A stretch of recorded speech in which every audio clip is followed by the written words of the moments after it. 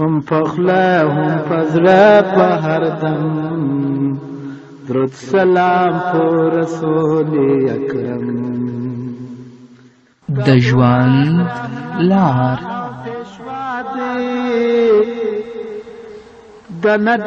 وړاندې کوونکی مولوي محمد یاسین فهیم د ندیانو افسر مصطفی دی د ژوند لار د الله پیغمبر محترم پرشنم رب یاد کړي هغه دی د الله پیغمبر محترم. قدرمنو اوریدونکو د ژوند د لارې د خپرونې مینوالو السلام علیکم ورحمت الله وبرکاتو. ستاسو روغتیا او خوشحالي د پاک رب نه غواړم په دې هیله چې د صحت او د عافیت او د خوشحالي جامې په تن ولرئ. دا دی زه محمد یاسین فهیم د ژوند د لارې د خپرونې په وړاندې کولو کې ستاسو په خدمت کې یم په دې هیله چې دا خپرونه ستاسو د پام وړ وګرځي. زموږ د نننۍ خپرونې موضوع د زړه سموالي ته اړتیا. په مخکینۍ خپرونه کې هم په ځینې مسایلو باندې غږېدلي وو، خو په نننۍ خپرونه کې به په دې باندې غږیږو چې د زړه سموالي ته اړتیا او ضرورت شته. حضرت انس رضی الله تعالی عنه د محمد رسول الله صلی الله علیه وسلم نه روایت کوي چې رسول الله صلی الله علیه وسلم وفرمایل لا یستقیم ایمان عبد حتی یستقیم قلبه. د بنده ایمان تر هغې پورې سم او مستقیم نه دی تر څو چې د هغه زړه سم نه وي. نو الله رب العزت دې زموږ زړونه سم کي، زموږ د زړونو نه د نفاق، شقاق، بدبختي، کینه، حسد، تعصب دا وباسي چې زموږ زړونه سم شي، چې د زړه په سموالي سره زموږ ایمان سم شي. امام رجب حنبلي رحمه الله په خپل کتاب جامع العلوم کې فرمایي د ایمان سموالی د غړو او د جوارحو په سموالي رامنځته کیږي او غړي هله سم ګرځي چې کله زړه سم او مستقیم وي. او د زړه استقامت دا دی چې د الله تعالی د محبت او د هغه د اطاعت په مینه باندې هغه زړه آباد وي. زړه هله سم دی چې هغه زړه د الله تعالی په محبت او د الله تعالی په اطاعت باندې آباد وي او د ګناهونو له کرکې او نفرت څخه ډک وي. له بده مرغه نن ورځ زموږ زړونه د فحشاو د منکراتو په مینه باندې آباد دي، د الله د طاعت او د الله د مینې نه لري. نو له دې وجې نه ټوله ورځ په فحشاو، په منکراتو او په بدبختیو کې اخته یو، ځکه زموږ زړونه سم نه دي. د خپل زړونه د الله په محبت او د الله د طاعت په مینه باندې آباد کړئ. په خپل زړونو کې د فحشاو، د منکراتو، د ګناهونو کرکې ته ځای ورکړئ تر څو زموږ زړونه سم شي. چې زړه سم شي نو بیا به زموږ ټول جوارح، زموږ ټول حواس سم وي. حسن بصري رحمه الله فرمایي داو قلبک فإن حاجة الله إلى العباد صلاح قلوبهم. د زړه علاج او درملنه وکړه، ځکه چې د الله غوښتنه له خلکو څخه د هغوی د زړونو اصلاح کول او سموالی دی. زړه تر هغې نه اصلاح کیږي تر څو چې پکې د الله تعالی پیژندنه، د الله خلکو د رب العزت محبت، له رب العزت څخه ویره، الله ته امید کې نه وي مستقر شوي. زړه تر هغه وخته پورې نه سمیږي تر څو چې د الله تعالی پیژندنه ستا په زړه کې ځای ونه نیسي، د الله لویي ځای ونه نیسي، د الله له رحم څخه ویره ځای ونه نیسي، الله ته امید، همدارنګه په الله باندې بروسه او اعتماد د ستا په زړه کې ځای ونه نیسي، نو ستا زړه نه سمیږي. د زړه کوږوالی او د زړه ښویېدل د انسان لپاره ډیر خطرناک دي. په زړه کې معمولی قساوت او سختوالی او په ډیره کمه اندازه یې بې له الله نه بل چاته میلان کول، نعوذ تاسې نه ګورئ چې د ابلیس لعنتي کیدل د هغه د زړه د هغه د کبر په سبب باندې ول، چې کبر یې وکړ، همداراز د بلعم بن باعوره له حق څخه انحراف د زړه هوس لره په پیروي کولو سره ول چې د خپل د خواهشاتو او د هوس پیروي یې وکړه، الله هغه لعنتي که. نو له دې وجې نه د رب العزت د خاصو بندګانو زیاته اندېښنه او غم د خپلو زړونو په اړه وي او ټوله پاملرنه یې د هغې سمولو او اصلاح ته وي، لکه څرنګه چې الله رب العزت فرمایي یخافون یوما تتقلب فیه القلوب والابصار. هغوی ویریږي له هغې ورځې څخه چې زړونه او سترګې پکې له ډېره حیبته اوړي را اوړي. الله دې زموږ زړونه سم. خو له بده مرغه چې نن ورځ موږ د خپل زړونه په ګناهونو او په معصیت سره تور کړي دي چې د هغې وجې نه ټوله ورځ په ګناه باندې اخته یو. داسې مو ونه کړه چې زړونه شو او د خپل د زړه خیره د سترګو نه په اوښکو تویولو باندې پاک کړو. الله ته د تضرع و عاجزي لاسونه پورته کړو چې زموږ زړه پاک کړه. دا هم کله ونه کړل نو ورځ په ورځ لا پسې زموږ زړونه هم تور شو. نو په ګناه او په بدبختي او په مصیبتونو کې اخته یو. زړه په څه باندې پاکیږي؟ د الله په اطاعت باندې، د الله په مینه باندې. د زړه نیغوالی او د زړه استقامت په دوه شیانو رامنځته کیږي. اول د هر څیز پر محبت باندې د الله تعالی محبت مخکې کول. نو کله چې د الله رب العزت د محبت او د بل کوم شي د محبت ترمنځ تعارض راشي، باید د الله تعالی محبت ورباندې مخکې شي. د دې دعوه خو آسانه ده، خو په فعل او په عمل سره دا ډیر د الله محبت زما په زړه کې ډیر زیات پروت دی. په خولې باندې خو دا ویل ډیر آسان دي، خو چې کله په امتحان او په عمل کې راشي هلته بیا سخت وي. عند الامتحان یکرم المرء او یهان. د امتحان او آزمایښت په مهال په بنده یا به بنده عزتمند کیږي او یا به سپک ګرځي. نو که د دنیا د هر شي د محبت نه تا د رب العزت محبت وړاندې که هغه ته دې په زړه کې ځای ورکړه نو زړه به دې سم وي.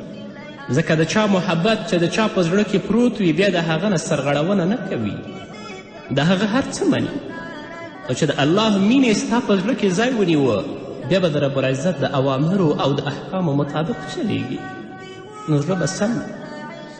دویم د امر او د نهی تعظیم کول او د دې تعظیم د رب العزت د تعظیم نه سرچینه اخلي. ځکه چې الله امر کوونکی دی او الله رب العزت نهی کوونکی دی او رب العزت د هغو خلکو مذمت او بدی بیان کړې ده چې د هغه تعظیم نه کوي. الله فرمایي ما لکم لا ترجون لله وقارا. څه دي پر تاسې باندې چې د الله تعالی د درناوي هیله او د امر او د نهی د تعظیم علامې او نښې دا دي چې تل د رخصتونو پسې لاړ نشي او نه ډیر تشدید وکړي. کومو څیزونو باندې چې الله امر کړی د هغه عظمت په خپل زړه کې وساتي، هغه عملي کړي. او له کومو څیزونو نه چې الله رب العزت نهی فرمایلی د هغه نه ځان وساتي. او د شریعت په هر کار کې باید حکمت او علت ونه لټول شي، ځکه دا کار د بنده په انقیات او غاړه ایښودلو کې کمزوري پیدا کوي. بنده په دې مکلف دی چې د الله تعالی حکم عملی کړي، که حکمت یې ورته معلوم وي او یا معلوم نه وي. همدارنګه باید چې بنده د الله تعالی د اوامرو او د رب العزت د نواهیو د پایمالولو څخه ځان وساتي او له الهي احکامو څخه بغاوت کوونکي خلک پرېږدي، هغو سره ناسته پاسته ونه کړي، د حرامو کارونو په لیدلو سره په غوسه شي یا خو یې منع کړي او که توان نه وي نو باید چور باندې خفا او اندېښمن شي. چې د الله مینې ستا په زړه کې ځای ونیوه، د الله د اوامرو او د الله د نواهیو عظمت دې په زړه کې وساته، نو ستا زړه به سم شي. چې زړه سم شه ټول حواس او ټول جوارح څخه به الله به درنه راضي وي. الله رب العزت دې زموږ زړونه سم کړي. د زړه د آفتونو او د زړه د ناروغیو علاج به څنګه کوو؟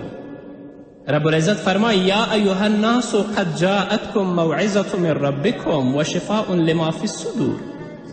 ای خلکو تاسې ته د ستاسو د پروردګار له طرف نه نصیحت راغلی دی چې قرآن دی او دا قرآن دوا ده د هغو مرضونو لپاره چې په سینو کې دي.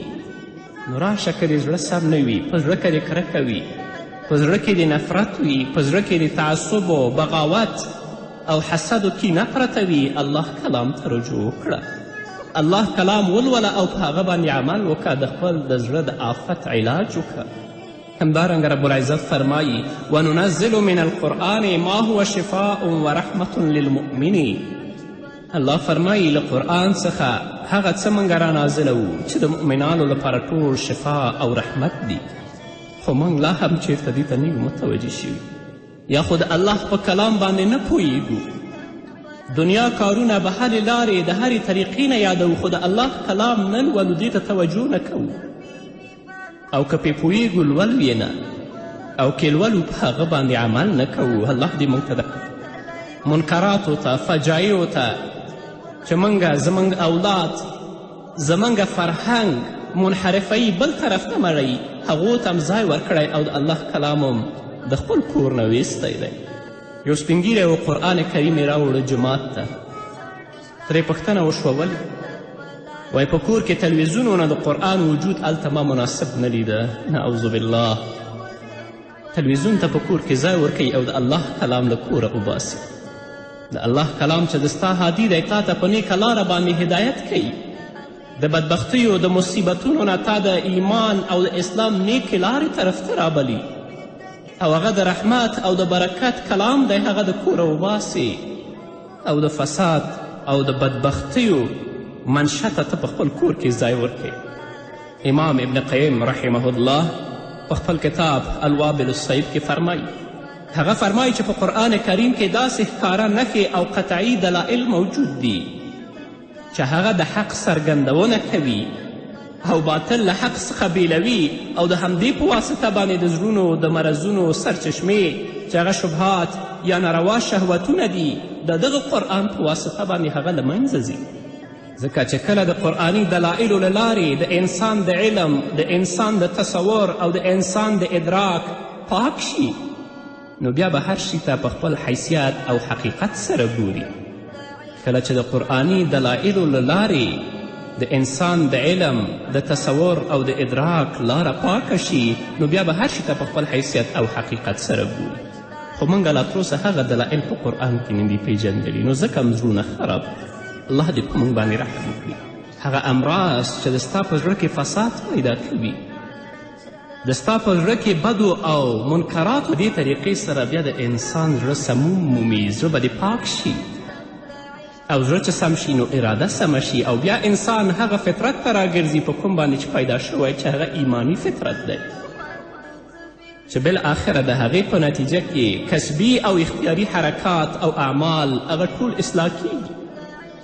الله دې موږ ته په خپل کلام باندې عمل نصیب کړي، او د قرآن مینې ته دې زموږ په زړونو کې ځای ورکړي، د قرآن علم دې زموږ نصیب کړي چې د الله کلام ولولو چې رب العزت په خپل کلام کې څه ویلي دي.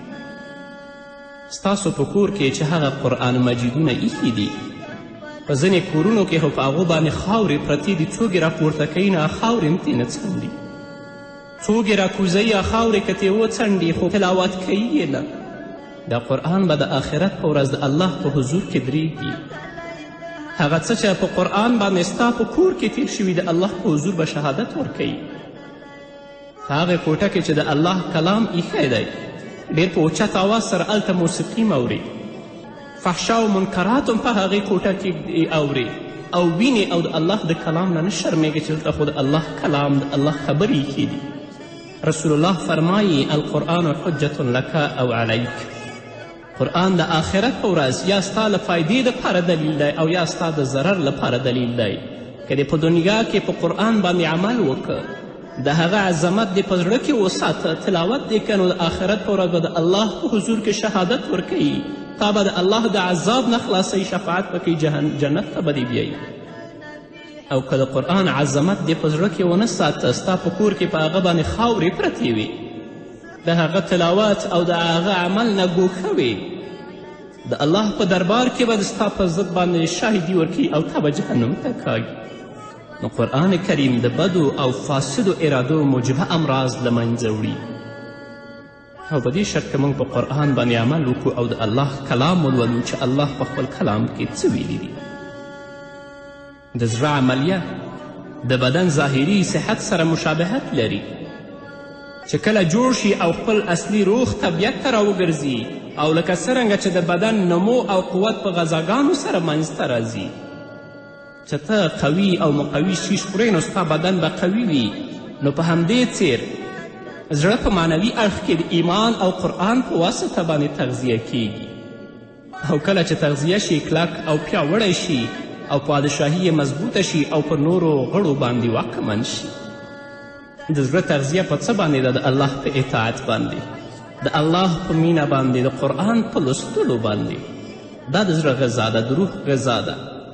خو له بده مرغه چې ځینې خلک چې د دین نه لرې دي او په دین کې پوهاوی نه لري، لا تروسه په جهالت او په بدبختي او په تیارو کې پراته دي، هغوی وایي چې موسیقي د روح غذا او د زړه غذا ده. که په دې باندې متیقنه اوسیږي یو انسان او عقیده ولري، هغه د اسلام د مقدس دین نه وځي، خارجیږي، کافر کیږي.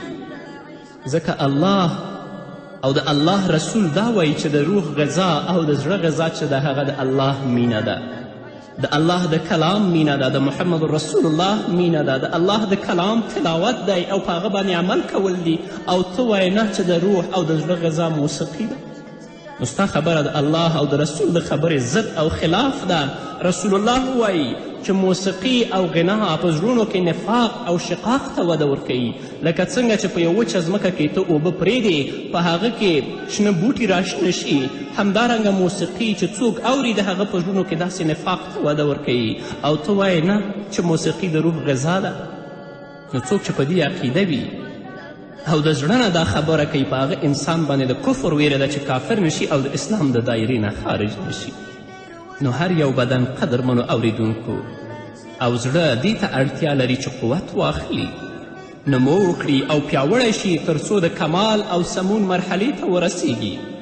لکه څرنګه چې بدن مناسب غذا ته محتاج دی، مناسبو خوراکونو ته محتاج دی او له ضرري شیانو څخه حفاظت ته اړتیا لري، نو په همدې څیر زړه مناسبې روحي غذا او له ضرر رسوونکو شیانو څخه وقایې او ساتنې ته اړتیا لري تر څو نمو وکړي، سمون او اصلاح ومومي. او دې کار ته رسیدل پرته له قرآن کریم او الهي وحی څخه ممکن نه دی. امام غزالی رحمه الله په خپل کتاب منهاج العابدین الی الجنه په هغه کې فرمایي چې زړه د بنده لپاره ډیر قیمتي ګوهر، د الله تعالی د معرفت ځای او د بیلابیلو علومو، حکمتونو او وچتو معناګانو خزانه ده.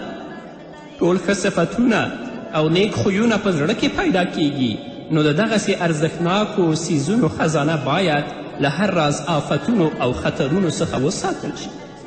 او هغه کارونه چې د بندگانو د ښویېدنې سبب ګرځي، زړه خرابوي او تباهي ته یې رسوي، هغه د زړه آفتونه بلل کیږي. باید انسان د هغه نه ځان وساتي چې هغه 4 څیزونه دي. اول اوږد امید، دویم ډیر بیړه کول، دریم حسد او څلورم کبر او لویي. کوم کارونه چې د بندگانو د استقامت سبب ګرځي، زړونه ورباندې اصلاح کیږي او کامیابي ته رسوي، هغه د زړونو ښه صفتونه دي او هغه د زړه مناقب بلل کیږي. باید چې هغه انسان کسب کړي چې هغه د زړه د آفتونو ضد صفتونه دي او هغه هم 4 دي چې یو د امید ډیر لنډ که، لوی امید مه ساته. دویم ډیره بیړه مه کوه، په فکر او غور سره کار سرته رسوه. دریم دا چې خلکو دپاره نصیحت کوه، د خلکو ښېګنه غواړه. او څلورم دا چې تواضع او عاجزي کوه. نو باید چې انسان په خپلې ټولې توانایي سره د زړه له آفتونو څخه ځان وساتي او په ځان کې د ښو صفتونو پیدا کولو لپاره کوشش وکړي او هغه حاصل کړي تر څو کامیاب شي. له بده مرغه موږ لا تروسه مسلمان یو، د زړه آفتونه هم نه دي پیژندلي چې زړه په څه باندې خرابېږي. ټول ژوندم په غفلت کې تیر شه، کله هم الله ته متوجه نشو، کله هم دوزخ، کله جهنم، کله هم د الله حساب او کله د قیامت ورځ موږ سترګو ته رانه هلته به بیا ډېر پښیمانتیا کوې، خو تا ته به کومه نفع نه رسوي. الله دې په دنیا کې د نیکو اعمالو توفیق راکړي. نو قدرمنو اوریدونکو، مسلمانانو ورونو او خویندو، راشئ په دنیا کې د دې لنډ ژوند نه په استفادې سره خپل همیشنی ژوند ښایسته کړئ. د دنیا په لذاتو، مادیاتو، عیاشیو باندې مه دوکه کیږئ. دا امتحان دی، دا آزمایش دی. الله ته متوجه شئ، د خپل زړونه سم کړئ تر څو چې الله د ستاسو نه راضي شي. او که په دې غفلت کې زموږ ژوند تیري، نو یو ورځ به مرګ زموږ دروازه ټکوي، بیا به هم دنیا ذلیلوي او آخرت به هم ذلیلوي. الله دې په موږ رحم وکړي. قدرمنو اورېدونکو، دا به زموږ نننۍ خپرونه چې ستاسو درانه حضور ته وړاندې کړي. تر بلې خپرونې پورې چې زه بیا هم ستاسو درانه حضور ته راځم، تاسو ټول په پاک رب سپارم. پاتې ژوند او پاتې ورځم نیکمرغه. الله مو چې ظلمونه کول کافرانو پر حضرات او هم پر اصحابانو چې ظلمونه کول کافرانو پر حضرات او هم پر اصحابانو چې بلال زوروي ظالمانو پر کوي به جبر و ستم چې بلال زوروي ظالمانو پر کوي به جبر و ستم هم په خوله هم په زړه په هر دم درود سلام پر رسول اکرم چې حسن او حسین المسیان و د الله پر باندې ګران و چې حسن او حسین المسیان و د الله پر رسول باندې ګران و د بیبي فاطمه پر زندان و شهیدان کفارو پچم هم په خوله هم په زړه په هر دم درود سلام پر رسول اکرم هم په خوله هم په زړه په هر دم درود سلام پر رسول اکرم چې بوتان د کعبه ماتېدل حق قایم باطل کاږه کوله چې بوتان د کعبه ماتېدل حق قایم باطل کاږه کوله په څه باندې پاکیږي د الله په اطاعت باندې د الله په مینه باندې د زړه نیغوالی او د زړه استقامت په دوه شیانو رامنځته کیږي اول د هر څیز پر محبت باندې د الله تعالی محبت مخکې کول نو کله چې د الله رب العزت د محبت او د بل کوم شي د محبت ترمنځ تعارض راشي باید د الله تعالی محبت ورباندې مخکې شي د دې دعوه خو آسانه ده خو په فعل او په عمل سره دا ډیر د الله محبت زما په زړه کې ډیر زیات پروت دی په خولې باندې خو دا ویل ډیر آسان دي خو چې کله په امتحان او په عمل کې راشي هلته بیا سخت وي عند الامتحان یکرم المرء او یهان د امتحان او آزمایښت په مهال په بنده یا به بنده عزتمند کیږي او یا به سپک ګرځي نو که د دنیا د هر شي د محبت نه تا د رب العزت محبت وړاندې که هغه ته دې په زړه کې ځای ورکړه نو زړه به دې سم وي ځکه د چا محبت چې د چا په زړه کې پروت وي بیا د هغه نه سرغړونه نه کوي د هغه هر څه مني او چې د الله مینې ستا په زړه کې ځای ونیوه بیا به د رب العزت د اوامرو او د احکامو مطابق چلیږي نو زړه به سم دویم د امر او د نهی تعظیم کول او د دې تعظیم د رب العزت د تعظیم نه سرچینه اخلي ځکه چې الله امر کوونکی دی او الله رب العزت نهی کوونکی دی او رب العزت د هغو خلکو مذمت او بدی بیان کړې ده چې د هغه تعظیم نه کوي الله فرمایي ما لکم لا ترجون لله وقارا څه دي پر تاسې باندې چې د الله تعالی د درناوي هیله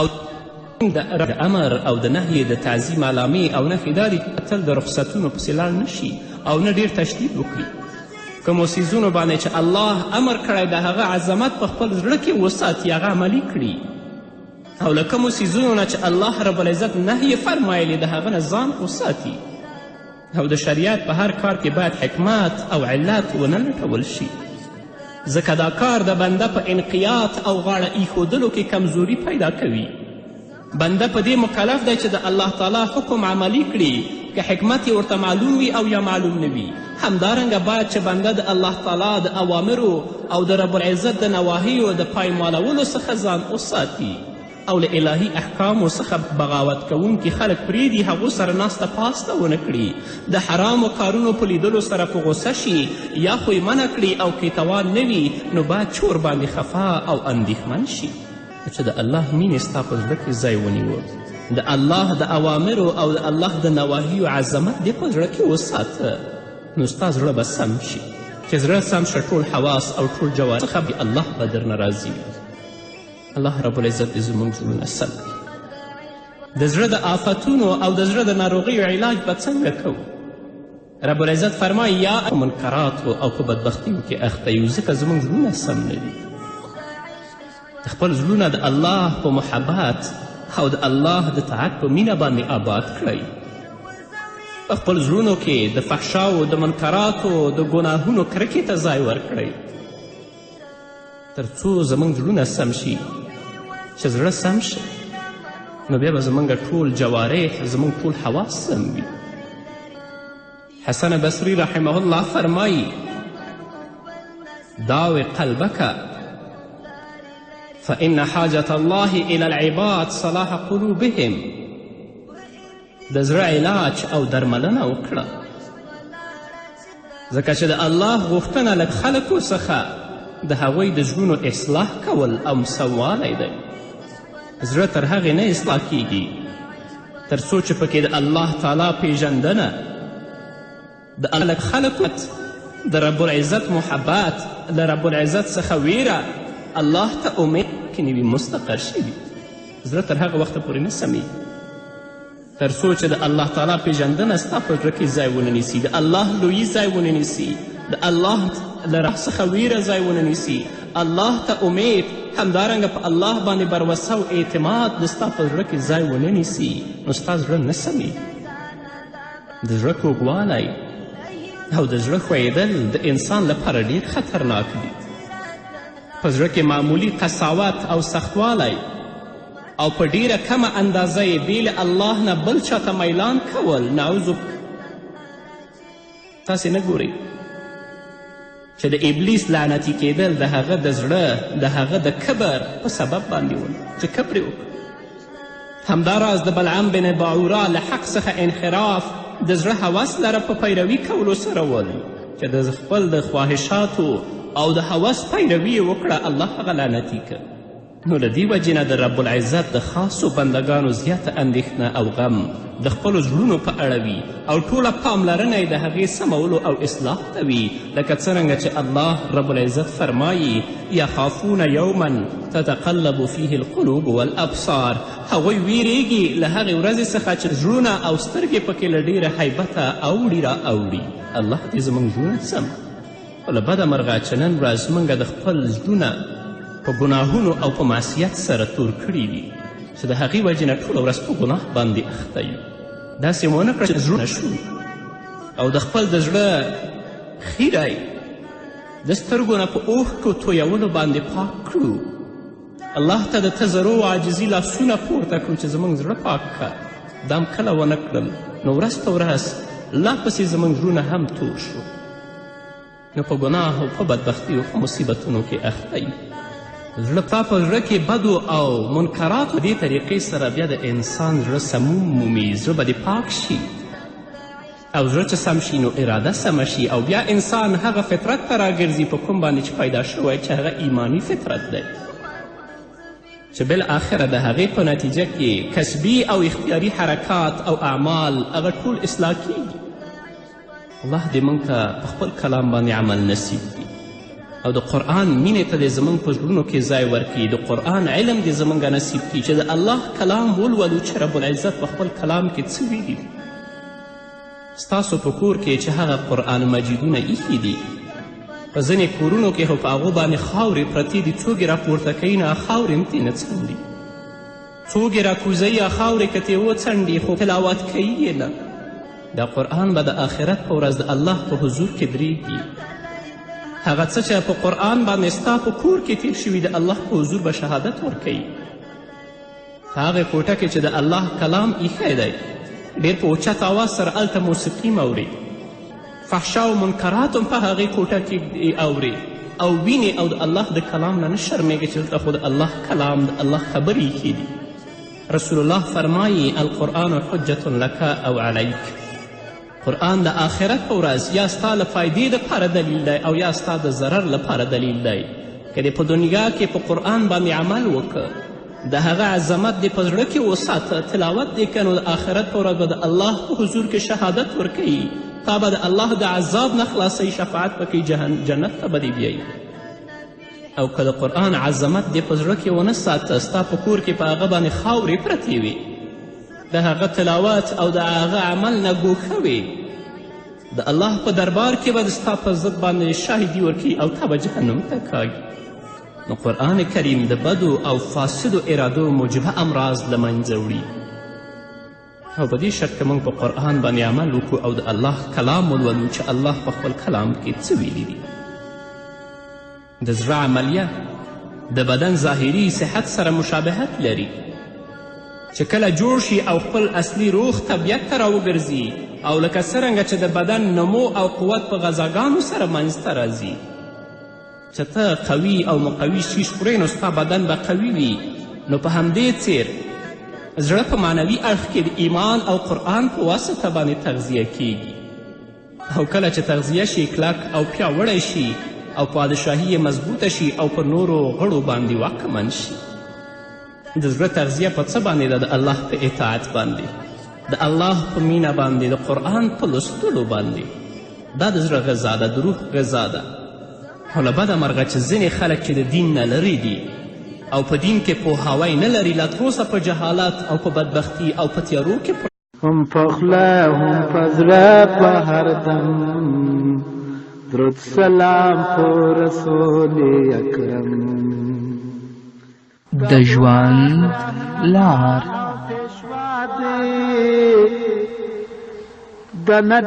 وړاندې کوونکی مولوي محمد یاسین فهیم. د ندیانو افسر مصطفی دی، د ژوند لار هغه دی د الله پیغمبر محترم، پرشنم رب یاد کړي هغه دی د الله پیغمبر محترم. قدرمنو اوریدونکو د ژوند د لارې د خپرونې مینوالو، السلام علیکم ورحمت الله وبرکاتو.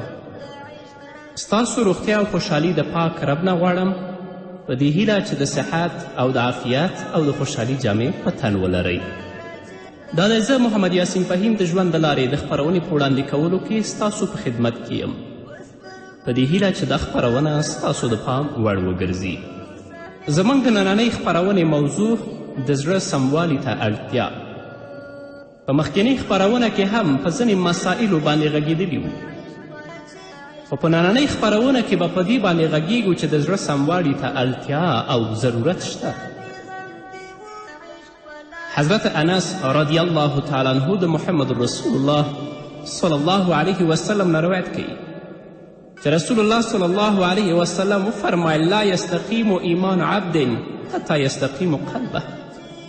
د بنده ایمان تر هغې پورې سم او مستقیم نه دی تر څو چې د هغه زړه سم نه وي. نو الله رب العزت دې زموږ زړونه سم کي، زموږ د زړونو نه د نفاق، شقاق، بدبختي، کینه، حسد، تعصب دا وباسي چې زموږ زړونه سم شي، چې د زړه په سموالي سره زموږ ایمان سم شي. امام رجب حنبلي رحمه الله په خپل کتاب جامع العلوم کې فرمایي د ایمان سموالی د غړو او د جوارحو په سموالي رامنځته کیږي، او غړي هله سم ګرځي چې کله زړه سم او مستقیم وي. او د زړه استقامت دا دی چې د الله تعالی د محبت او د هغه د اطاعت په مینه باندې هغه زړه آباد وي. زړه هله سم دی چې هغه زړه د الله تعالی په محبت او د الله تعالی په اطاعت باندې آباد وي، او د ګناهونو له کرکې او نفرت څخه ډک وي.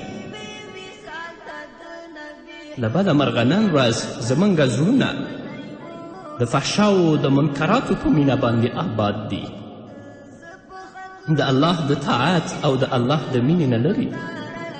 نو له دې وجې نه ټوله ورځ په فحشاو ایها الناس قد جاءتکم موعظة من ربکم وشفاء لما فی الصدور.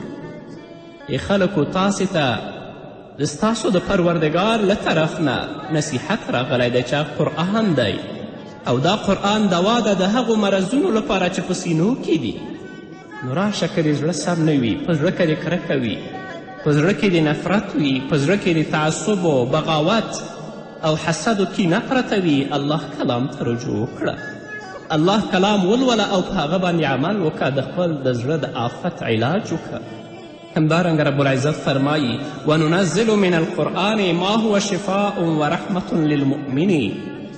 الله فرمایي له قرآن څخه هغه څه موږ رانازلوو چې د مؤمنانو لپاره ټول شفا او رحمت دي، خو موږ لا هم چیرته دې ته نه یو متوجه شوي، یا خو د الله په کلام باندې نه پوهیږو.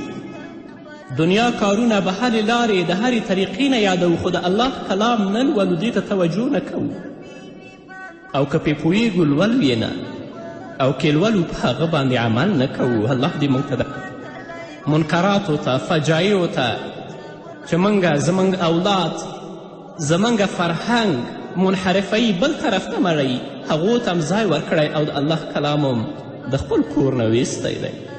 یو سپین ږیری و قرآن کریم یې راوړه جومات ته، ترې پوښتنه وشوه ولې؟ وایي په کور کې تلویزیون و نه د قرآن وجود هلته ما مناسب نه لیده. نعوذ بالله، تلویزیون ته په کور کې ځای ورکوي او د الله کلام له کوره وباسي. د الله کلام چې د ستا هادي دی، تا ته په نیکه لاره باندې هدایت کوي، د بدبختیو د مصیبتونو نه تا د ایمان او د اسلام نیکې لارې طرف ته رابلي، او هغه د رحمت او د برکت کلام دی، هغه د کوره وباسي او د فساد او د بدبختیو منشه ته په خپل کور کې ځای ورکوي. امام ابن قیم رحمه الله په خپل کتاب الوابل الصیب کې فرمایي، هغه فرمایي چې په قرآن کریم کې داسې ښکاره نښې او قطعي دلایل موجود دي چې هغه د حق څرګندونه کوي او باطل له حق څخه بیلوي، او د همدې په واسطه باندې د زړونو د مرضونو سرچشمې چې هغه شبهات یا ناروا شهوتونه دي د دغه قرآن په واسطه باندې هغه له منځه ځي.